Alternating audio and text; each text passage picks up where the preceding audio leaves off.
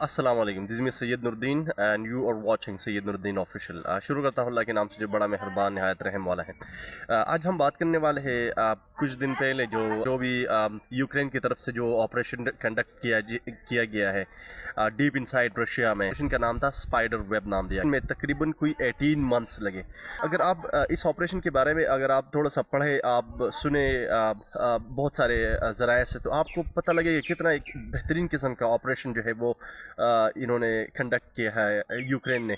अगर एक तरफ यूक्रेन को देखा जाए, दूसरी तरफ अगर रूस को देखा जाए, जो कि यूएसएसआर की वॉर से पहले अफ़गानिस्तान में रूस को एक ताकत समझा जाता था, एक सुपर पावर था। आज दूसरे नंबर पर रूस को जो है ताकतवर समझा जाता है। वो किस बेस पे? वो इस बेस पे क्योंकि रूस के पास दुनिया के सबसे ज़्यादा न्यूक्लियर आर्म है। बताया जा रहा है कि रूस के पास तकरीबन कोई 4000 से लेके 5000 तक एटॉमिक बम हैं, और वो उन्होंने जो है बहुत सी खुफिया जगहों पर रखे हुए वो बम, तो वो किसी भी टाइम उनकी अपनी मर्ज़ी है वो इस्तेमाल कर सकते हैं। अब अगर मैं इस ऑपरेशन के बारे में आपको बताऊं, स्पाइडर वेब के बारे में, अगर हम ड्रोन अटैक की बात करें तो आप इन पूरे इंसिडेंट के बारे में अगर आप जानेंगे तो आप दंग रह जाएंगे कि क्या ही उन्होंने स्ट्रैटेजी बनाई थी पिछले 18 मंथ से। बताया जा रहा है कि इस पूरे ऑपरेशन जो कंडक्ट किया उसमें 117 ड्रोन यूज़ किए गए हैं, और वो जो ड्रोन यूज़ किए गए हैं उस ड्रोन को कहते हैं FPV, फर्स्ट पर्सन व्यू। ये वो ड्रोन है जो ड्रोन कैमराज जो है आपने देखे होंगे, फ़ोटोग्राफी के लिए इस्तेमाल किया जाता है, जो भी व्लॉगर यूज़ करते हैं आपने देखे होंगे। लेकिन उस ड्रोन के साथ एक्सप्लोसिव मटेरियल उन्होंने अटैच किया होता है, जो कि टारगेट पे जाके हिट करते हैं कुछ ही डिस्टेंस पे।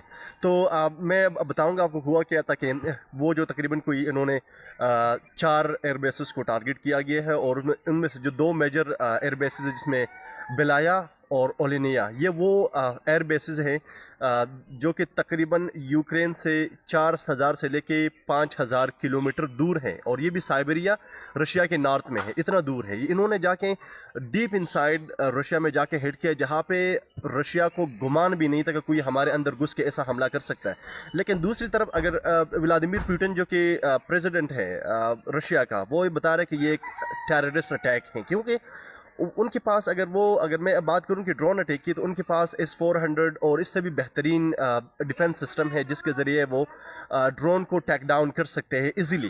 तो इसलिए वो कहते हैं कि ये एक टेररिस्ट आते हैं, क्योंकि ये जो ड्रोन थे, ये जो ड्रोन अटैक हुआ है, ये ड्रोन जो है वो कार्गो ट्रक के ज़रिए लेकर गए थे। ये स्मगल हुआ प्रोसेस है।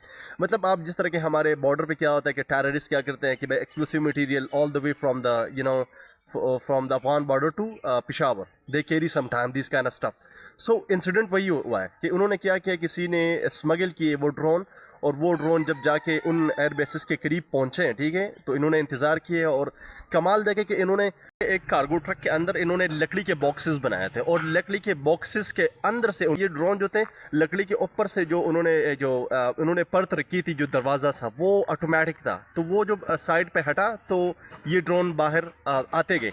तो इसी तरह करीब जाके पहुंच के उन एयरबेसिस के करीब पहुंच के इसी तरह इन्होंने वो सारे अटैक्स कंडक्ट किए, जो रेड कंडक्ट्स किए, जिसके नतीजे में बताया जा रहा है कि जो न्यूक बम्बर थे रशिया के, जो सबसे ज़्यादा महंगे तरीन थे, और बताया जा रहा है कि एस्टिमेटेड $7 बिलियन लॉस हुआ है। ये भी बताया जा रहा है कि तकरीबन कोई वर्ल्ड वॉर सेकेंड से ये किसी एक दिन में सबसे ज़्यादा नुकसान है जो आज तक किसी रियासत को नहीं हुआ। वैसे अगर मैं आपको बताऊं तो अफ़गानिस्तान में जो अमेरिका का नुकसान हुआ था, बताया जा रहा है कि तकरीबन $3 ट्रिलियन तक उनका नुकसान हुआ था।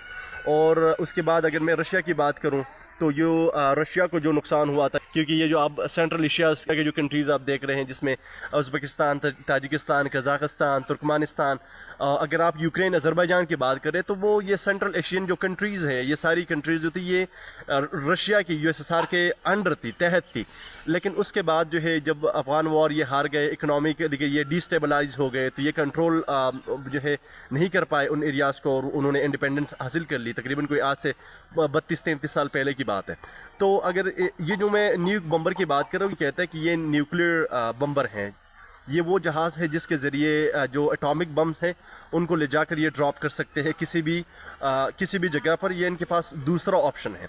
तो न्यूक बम्बर एक जो है Tu-95 वो इन्होंने डैमेज किया है, जिन्होंने तबाह किया है, और Tu-20 इनको तबाह किया गया, और उसके साथ साथ 40 और जो है جو طیارے تھے ان کو تباہ کیا گیا ہے. Obviously Russia will retaliate in their own way, وہ بدلا تو لے گا کیونکہ بتایا جا رہا ہے کہ بھائی سب سے زیادہ نیوکلیئر پاور ہے ان کے پاس, سب سے زیادہ طاقتور ہے ان کے پاس, طاقتور آرمی ہے ان کے پاس, ایک اچھی انٹیلیجنس ایجنسیز ہیں. لیکن اگر اس پہلو میں اگر دیکھا جائے تو یہ ایک سب سے بڑا انٹیلیجنس فیلئر بھی ہے, کیونکہ بارش ہو رہی ہے اور میں بارش میں بیٹھا ہوں, یہ ویڈیو بنا رہا ہوں. میں نے کہا چلو آج موسم بڑا زبردست قسم کا موسم ہے تو آپ لوگوں سے تھوڑی سی بات ہو جائے گی اور میں ویڈیو بھی بنا لوں گا. تو آج کا خبر بس یہی خبر تھی, اور چینل کو فالو کرنا, شیئر کرنا اور سبسکرائب کرنا مت بھولیے گا. آپ کو نئی ویڈیوز آتی رہے گی, آپ کو نوٹیفیکیشن ملتا رہے گا اور آپ ہمارے ساتھ جڑی رہیے. والسلام.